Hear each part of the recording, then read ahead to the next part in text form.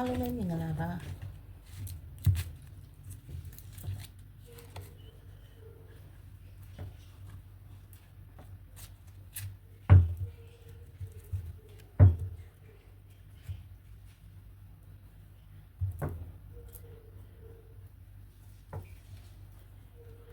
တော့မင်းတို့က universe ကဘာတွေပြောချင်လဲ blue blessing တွေပေးချင်လဲအဲ့ဒါလေးကိုအမ reading လေးဖတ်ပြီးတော့ကြည့်ပေးပါမယ်အဲ့တော့ခေါင်းစဉ်တော့ဘာမှမတက်ထားဘူးသူကြားလာတဲ့ပုံမှာမူတည်ပြီးတော့အမပြောသွားမယ်ကိုယ့်ရဲ့ energy မှာခံစားရတာကိုပြောသွားမယ်ပေါ့နော်အဲ့တော့အမလည်း reading လေးတွေမလုပ်နိုင်တဲ့အတွက်တောင်းပန်ပါတယ်နော်တချို့တွေကလည်းအမကိုပြောရပေါ့နော် reading လေးတွေဘာလို့မလုပ်တာလဲဆရာမက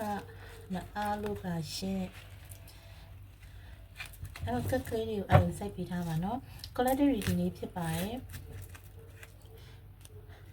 တော့တချို့တွေကကျတော့ဒီ personal reading ကြည့်မှပဲအဆင်ပြေမဲ့လူတွေရှိတယ်เนาะတချို့ကျတော့လေဒီ collective reading နဲ့တွေကို energy ကအရန်ကိုက်နေပေါ့နော်အဲ့လိုဆိုတော့တမ်းနဲ့တော့မတူပေါ့ကွယ်အဲ့တော့ဘာပဲဖြစ်ဖြစ် entertainment လေးအနေနဲ့လည်းကြည့်လို့ရတယ်အဲ့တော့ဘာပဲဖြစ်ဖြစ် entertainment လေးအနေနဲ့လည်းကြည့်လို့ရတယ် energy guide တွေဆိုရင်လည်း comment မှာရေးသွားပေးပေါ့နော်အမ client လေးတွေကဘယ်ကကြည့်တာလဲဆိုတာလဲဘယ်မျိုးကကြည့်တာလဲဆိုတော့လည်းသိချင်ပါတယ်အားလုံးကိုလည်းကျေးဇူးတင်ပါတယ် comment တွေလည်း reply နဲ့ပြန်နိုင်တာလေးကိုခွင့်လွှတ်ပါ reading လေးကိုစလိုက်အောင်နော်ဒီဖုတ်တာနည်းနည်းများသွားအဲ့တော့အမဒီလိုမျိုးလေးကတ်ခင်းခြင်းနဲ့ဒီလိုမျိုးလေးကတ်ခင်းနေဆိုတာကဆရာတုတ္တဆန်းပေါ့နော်အမတို့ကိုဒါသင်ကြားပြသပေးထားတယ်ပေါ့နော်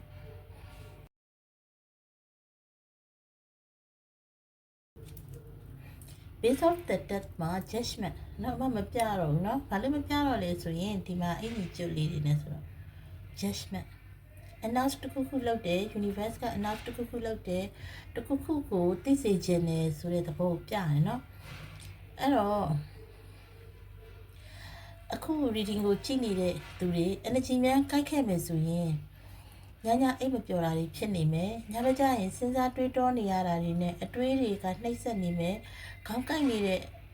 အခြေအနေကိုတွေ့ရတယ်ခေါင်းကိုက်တယ်ခေါင်းမူးတယ်ပေါ့နော်စိတ်တွေညစ်တယ် stress တွေပြီးတယ် pressure တွေများတယ်ပေါ့နော်အဲ့မျိုးဒါရေဘူးရ generally ကြည့်မယ်ဆိုရင်အဲ့လိုအနေထားကိုတွေ့ရတယ်အဲ့တော့မှဒီကက်ကလေးတွေလှမ်းလိုက်မှာနော်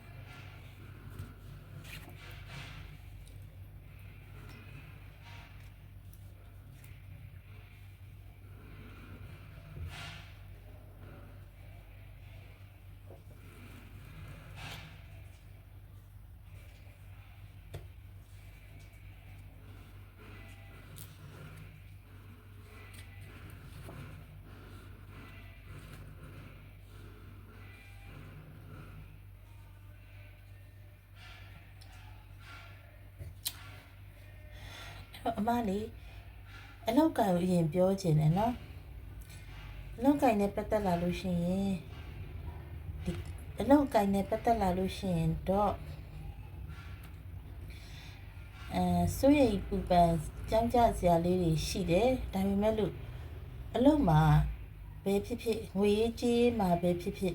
နော်ငွေကြေးတွေကလက်လာပါတွေကောင်းနေတာကိုတွေ့ရတယ်အလောက်မှာလည်းကိုဒီစဉ်းစားချင့်ချိန်ပြီးတော့အရာရာကိုတော်တော်လေးစဉ်းစားစားနဲ့လုပ်နေရတာကိုတွေ့ရတယ်ပြီးတော့ဒီပြောရမယ်ဆိုရင်ကွာငွေကြေးလည်းမရှာဘူးเนาะအလောက်ကိုင်ကလည်းလုံရင်းနဲ့မြုပ်နေတယ်လို့အဲ့လိုပုံစံမျိုးခံစားနေရတယ်ကို့မလေးဒါပေမဲ့ကိုဒီအထိုက်လျောက်အဆင်ပြေနေတယ်ဆိုတော့ညာလဲရှင်ထဲမှာစွန့်စိတ်ကလေးတွေကပြည့်เนาะစွန့်စိတ်ကလေးတွေနဲ့လုံနေရတယ်အဆင်မပြေမှုတွေကြားထဲမှာငါလုံနေရတယ်ငါအဆင်မပြေဘူးဆိုတော့ဒီ energy ကိုပဲခံစားနေရတယ်เนาะအဲ့တော့ဒီအလောက်ကင်နဲ့ပတ်သက်လာလို့ရှိရင်အဲ့လိုခံစားရပေမဲ့လို့တို့ငွေကြေးနဲ့ပတ်သက်လာလို့ရှိရင်တော့ရှေ့မှာရကြရှိတဲ့ငွေကြေးအဟောင်းတွေပြန်ရလာနိုင်တယ်။စုံတာပြီးသားကျွေးမြီတွေလည်းပြန်ရလာနိုင်တယ်။မရတော့ဘူးထင်တဲ့လုပ်ငန်းကလူရက်ဆိုင်သွားပြီထင်တဲ့နေရာကဟာတွေကလုပ်ငန်းကဒီငွေကြေးတွေအလောက်ကင်တွေလုပ်ငန်းအခွင့်အလမ်းတွေပြန်ပြီးတော့ပေါ်လာတတ်တယ်တဲ့နော်။အဲ့တော့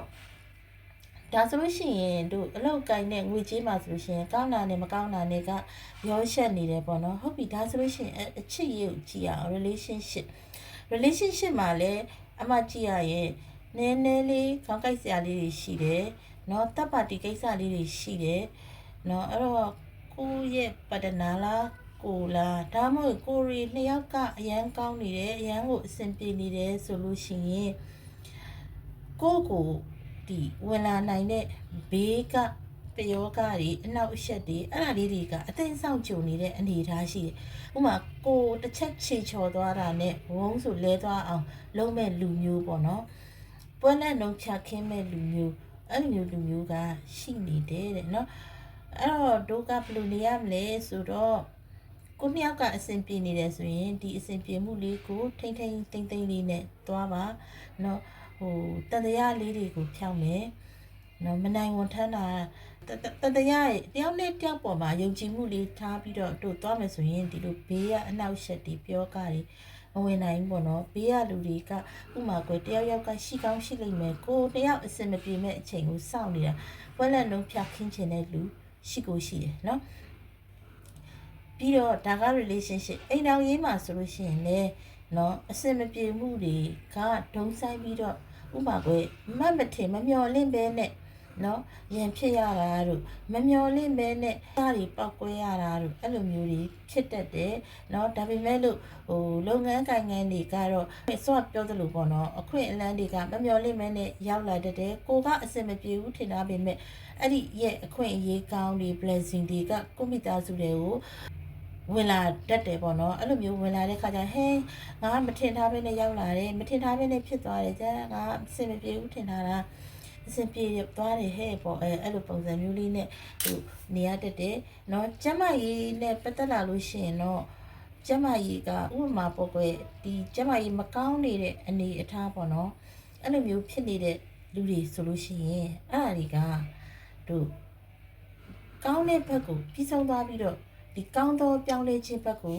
ပြောင်းလဲသွားနိုင်တယ်နော်မကောင်းတာတွေအဆုံးသတ်သွားနိုင်တယ်နော်ကောင်းတာကောင်းဒီဥမာအနာနဲ့ဆေးတွေ့တာတို့ပေါ့နော်အရာရာကဥမာကိုနှစ်ရှည်လာများကုလာတဲ့ယောဂါတွေအဆုံးသတ်သွားတာတို့နော်ကောင်းမွန်သွားတာတို့အဲ့လိုမျိုးတွေကိုတွေ့ရတတ်တယ်ဘာသာရေးလေးကိုများများလုပ်ပြရမယ်နော်ကိုဘာသာရေးလုပ်ခြင်းအဖြစ်ဒီဟာတွေကအလုတ်အကိုင်းဒီငွေရေးကြေးရေးကျန်းမာရေးလူမှုရေးပေါ့နော်အလုံးအားလုံးကအဆင်ပြေသွားနိုင်တာကိုတွေ့ရတယ်နော်အဲ့တော့တစ်ခါတလေကြာလို့ရှိရင်လေအိမ်မှာမနေချင်ဘူးပေါ့နော်အိမ်မှာစိတ်ညစ်နေတယ်ကိုနေတဲ့နေရာမှာမနေချင်ဘူးသွားချင်လာချင်တယ်အပြင်ထွက်ချင်တယ်နော်ပြောရလို့ရှိရင်တခုခုတနေရာရာကိုသွားလိုက်ချင်တယ်နော်ဟောဆိုဒီနေရာမှာနေရတာအထီးကျန်နေသလိုခံစားရတာမျိုးစိတ်ဆင်းရဲတာကိုခံစားရတာမျိုးပေါ့နော်အဲ့လိုမျိုးတွေတို့မပျော်နေတဲ့အနေအထားတွေကိုတွေ့ရတယ်။အိုးအိမ်ချမ်းမြေအဆောက်အဦတွေပေါ့နော်။ဒီကိစ္စတွေနဲ့ပတ်သက်လို့ဘာမှမလုပ်တာကောင်းတယ်ပေါ့နော်။ဒီအခုပြောတဲ့အခါမှာတစ်လအတွင်းပေါ့နော်။တစ်လဒီ near future ပေါ့ပဲ။အိုးအိမ်နဲ့ပတ်သက်လို့မရွှေ့မပြောင်းနိုင်တဲ့အလုပ်တွေနဲ့ပတ်သက်လို့အဲ့အရာတွေကနည်းနည်းလေးကိုယ့်ကို pressure ပေးတတ်တဲ့အဆောက်အဦတွေပေါ့နော်။ပြီးတော့ဥစ္စာပစ္စည်းတွေပေါ့နော်။အဲ့လိုမျိုးတွေကကိုယ့်ကိုpressure ပေးတတ်တယ်စိတ်ညစ်စရာတွေပေးတတ်တယ်နော်ပြီးတော့ဘာတွေလုံးရမှမသိအောင်စိတ်ထက်ကြနေတတ်တယ်နော်လမ်းပြောင်းနေတတ်တယ်အဲ့လိုလမ်းပြောင်းတဲ့အခါမှာလေကိုကလေအဲ့ဒီလမ်းပြောင်းနေတာကြီးကိုတွေးပြီးတော့အိမ်မပြောတာတို့စိတ်ဆင်းရဲတာတို့ပေါ့နော်တို့ဖြစ်လာခဲ့တာနည်းနည်းတော့ကြာသွားပြီထင်တယ်ပေါ့နော်အဲ့တော့အလုပ်တွေကဝင်ပြီးနေတယ် pressure တွေဖြစ်နေတယ်ငါတယောက်ပဲလုပ်နေရတယ်